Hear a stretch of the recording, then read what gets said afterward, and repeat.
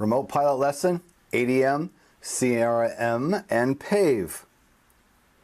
So what I want to cover with you is this information in this series of videos come from Chapter 10 of the Remote Pilot Small Unmanned Aircraft Systems FAA Study Guide. Okay, so that's where this information is coming from. Aeronautical decision making and judgment. I've been flying for 20 years, since 1997, private pilot, commercial pilot, certified flight instructor, now as a remote pilot as well. And I can tell you, you may think this seems like there's a lot to it for a remote pilot, but I can tell you this is a big, huge subject, and what they're covering with you here and what they want you to know is the meat, but it goes a lot further when you get into the other parts of the piloting as far as private pilot, commercial pilot, into certified flight instructor, especially in the commercial environment. I flew helicopter EMS for 5 years. You could go to a whole week on aeronautical decision making, ADM, CRM, crew resource management. So even though this may seem like it's a lot of info and you think, wow, I got to know all this as a remote pilot, yes, these are the things that the FAA have laid out for you that they want you to know to take the written test. So these things are going to show up on the written test. You want to get your remote pilot rating, and you want to be better than the average guy. Don't just be the person, oh, just hurry up and give me the test question so I can take the test and go get my pilot's license. You have to be ready to prepare for these flights, take in your personal factors, the different things that you need to be thinking about as far as your stress and your own physical activity and well-being. So this stuff is important, even though it may seem a little bit boring. It can get a little bit boring, but these are things that you have to know. So let's go ahead and start getting to some of it. Aeronautical decision making, ADM, is decision making in a unique environment, which in our case, it's aviation. It's a systematic approach to the mental process used by pilots to consistently determine the best course of action in response to a given set of circumstances. It is what a pilot intends to do based on the latest information he or she has. ADM, aeronautical decision making, is a systematic approach to risk assessment and stress management. To understand ADM is to also understand how personal attitudes can influence decision making and how these attitudes can be modified to enhance safety in the operation of a small unmanned aircraft. It is important to understand that factors that cause humans to make decisions and how the decision-making process not only works, but can be improved. Steps for a good decision: identifying personal attitudes hazardous to safe flight. Number 2, learning behavior modification techniques. 3, learning how to recognize and cope with stress. Number 4, developing risk assessment skills. Using all resources, and I want to jump in on this one. I've been training pilots for almost 20 years now, and I've used the same examiner for many of the testing, and he always says a good pilot uses his resources. You can't be expected to know everything.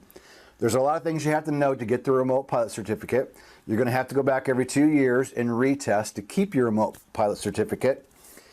Some things over time you're going to forget.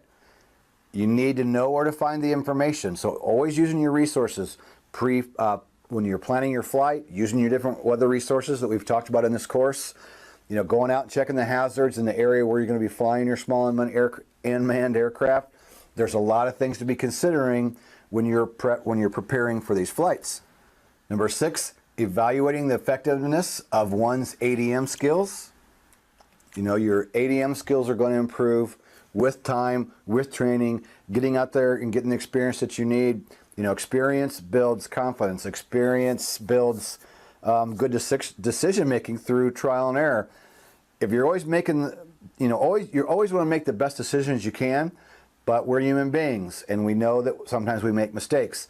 Hopefully, you're not going to do anything that's going to cause anybody any harm or any real problem. But making good decisions is key, and through training and through experience, you're going to get better at that, and you're going to get better at the aeronautical decision making. Risk management. This is one thing that as an EMS pilot, we talked about risk management all the time. And every morning we had a big long list of things we had to do going on to every shift. What the FAA wants you to know is not near as entailed as what we had to go through all of that. So this is kind of the bare basics of things that you need to really think about and understand and know. The goal of risk management is to proactively identify safety-related hazards and mitigate the associated risks. Risk management is an important component of ADM, of the aeronautical decision making. So this risk management is just one component of a series of topics that we're going to talk about. When a pilot follows good decision making practices, the inherent risk in a flight is reduced or even eliminated. The ability to make good decisions is based upon direct or indirect experience and education, which is what a little bit about what I mentioned a little bit ago. Studying, being on top of the books, get the experience, learn from your experience, learn from your mistakes. The formal risk management decision-making process involves 6 steps. Identify hazards, assess risk, analyze controls, make control decisions, use controls, and monitor results.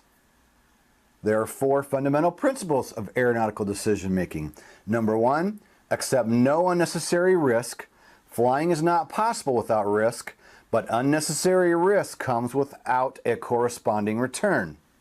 Make risk decisions at the appropriate level. Risk decisions should be made by the person who can develop and implement risk controls. Accept risk when benefits outweigh the dangers. Integrate risk management into planning at all levels. Because risk is an unavoidable part of every flight, safety requires the use of appropriate and effective risk management, not just in the pre-flight planning stage, but in all stages of the flight. So you need to remember, you're the remote pilot. You are in charge. You are in charge of that entire flight. If anything happens, the FAA is going to come back on you. You need to make sure that you have all your ducks in a row, you've been through the proper training, you have the knowledge. It's the best way to keep you safe and everybody else around you as you're operating your small unmanned aircraft. As this world changes and small unmanned aircraft get used more and more every day, I keep harping this, there's going to be more incidents and there's going to be more things happening. And I'm sure you're going to see knee-jerk reactions from the FAA. You definitely don't want to be on the receiving end of a violation because you went out and you did something silly. And what if you did endanger someone in an aircraft, a helicopter, an airplane, or a jet, or someone, an innocent bystander in some area that maybe you shouldn't have been flying over, and you have some kind of an in-flight emergency and someone gets hurt. So being informed, sticking to the rules, sticking to the basics is how you're going to keep yourself out of trouble and be a safe remote pilot. So leave your comments down below. In the next video, we're going to get into crew resource management.